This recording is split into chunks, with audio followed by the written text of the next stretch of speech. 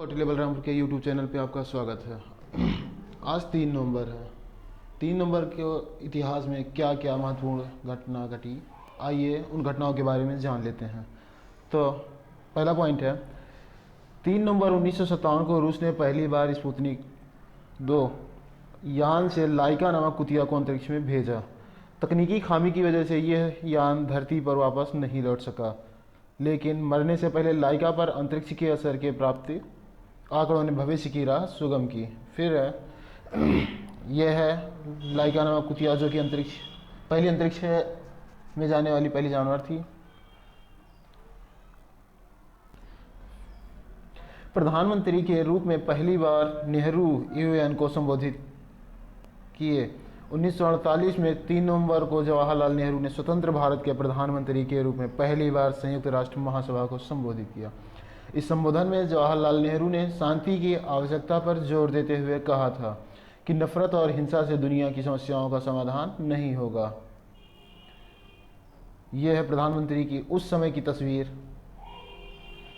फिर है स्वतंत्र भारत के प्रथम मुख्य न्यायाधीश न्यायमूर्ति हरिलाल जयकिशुनदास कानिया का जन्म 3 नवंबर 1890 में सूरत में हुआ था। कानून की पढ़ाई पूरी कर 1915 में बॉम्बे हाई कोर्ट में बैरिस्टर के रूप में अभ्यास शुरू किया इन्होंने। 1930 में वह बॉम्बे हाई कोर्ट में कार्यकारी न्यायाधीश बने और 1931 में वह उसी न्यायालय में उच्च न्यायाधीश नियुक्त हुए। 14 अगस्त 1947 को संघीय न्यायालय के मुख्य न्यायाधीश सर पैट्रिक के सेवानिवृत्त होने के बाद 26 जनवरी 1950 को जब स्वतंत्र भारत एक गणराज्य बना तो वह देश के सुप्रीम कोर्ट के पहले मुख्य न्यायाधीश बने।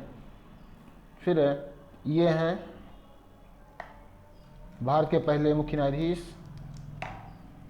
फिर प्रधानमंत्री मोदी ने किस राज्य में स्थित मानगढ़ धाम को हाल ही में राष्ट्रीय स्मारक के रूप में घोषित किया है? तो इसका सही उत्तर है राजस्थान।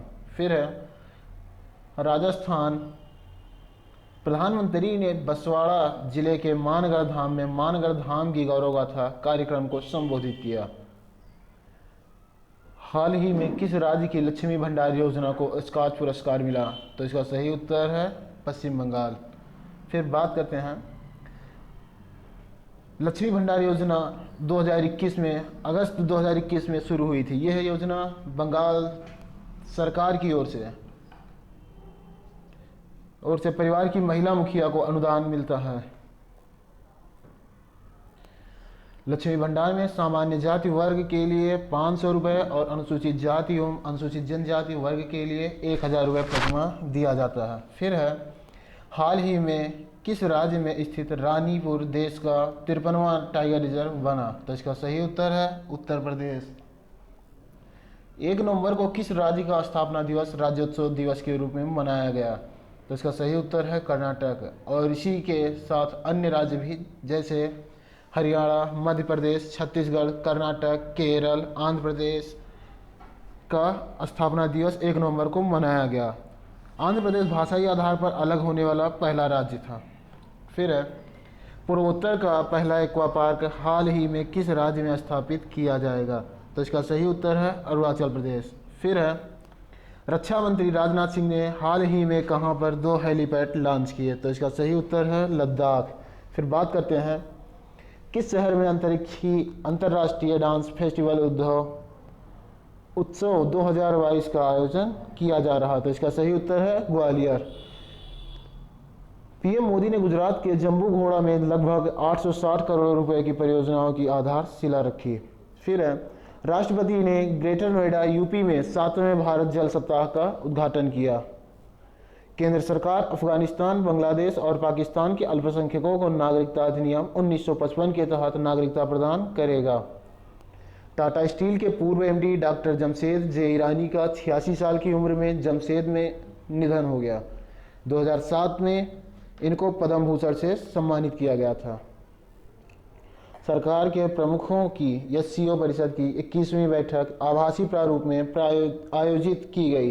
विदेश मंत्री डॉक्टर एस जयशंकर ने भारत का प्रतिनिधित्व किया। फिर भारत ने फिलिस्तीनी शरणार्थियों शिक्षा, स्वास्थ्य, देखभाल में सहायता के लिए 2.5 मिलियन अमेरिकी डॉलर का दान दिया। भारत ने नेपाल को 20 नवंबर के चुनाव के लिए लॉजिस्टिक्स समर्थन के रूप में 200 वाहन उपहार में दिए। अमेरिका और दक्षिण कोरिया विजिलेंट स्टॉर्म सैन्य अभ्यास का आयोजन कर रहे हैं। संयुक्त राष्ट्र के 50 सदस्य देशों ने झिंझियांग में चीनी सरकार द्वारा उइगरों के उत्पीड़न की निंदा करते हुए संयुक्त बयान जारी किया। फिर बात करते हैं, रेड बुल के मैक्स वेरस्टैपन ने फार्मूला 1 मैक्सिकन ग्रांड प्री जीती।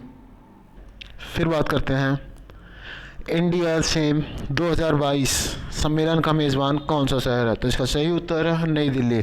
केंद्रीय रसायन और उर्वरक मंत्री डॉक्टर मनसुख मंडाविया ने vision 2030 chemicals and petrochemicals build India theme के साथ प्रगति मैदान नई दिल्ली में इंडिया के 2022 का उद्घाटन किया। इंडिया केम के 12वें संस्करण का आयोजन federation of Indian chambers of commerce and industry FICCI के सहयोग से किया गया था।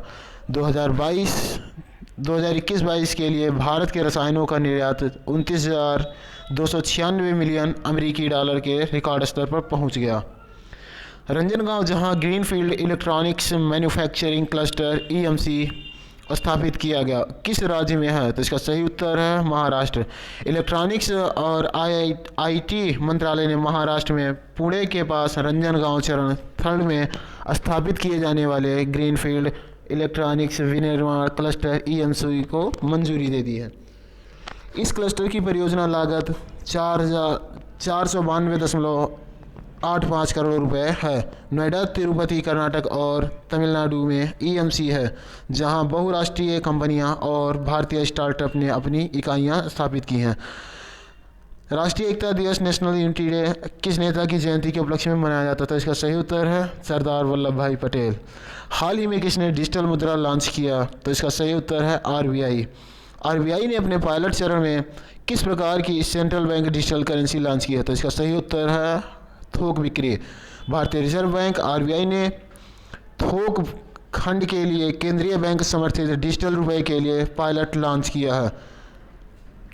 RBI ने operationalisation of central bank digital currency wholesale pilot पर एक बयान में इसकी घोषणा की। पायलट के लिए चुने गए 9 bank state bank of India, bank of Baroda, union bank of India, HDFC bank, ICICI bank, Kotak Mahindra bank, yes bank, IDFC first bank और HSBC हैं।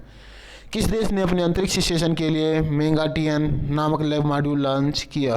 तो इसका सही उत्तर है चीन। चीन ने हाल ही में निर्माणाधीन अपने अंतरिक्ष स्टेशन के लिए मेगाटियन नामक एक लैब मॉड्यूल तैयार किया है। दूसरा लैब घटक लॉन्ग मार्च 5B Y4 द्वारा लॉन्च किया गया था और इसका उपयोग माइक्रोग्रेविटी का अध्ययन करने और द्रव भौतिकी, सामग्री विज्ञान, दहन विज्ञान और मौलिक भौतिकी में प्रयोग करने के लिए किया जाएगा। आज के लिए बस इतना ही। आगे का फिर मिलते हैं कल डेली करंट अफेयर्स के साथ। बहुत बहुत धन्यवाद।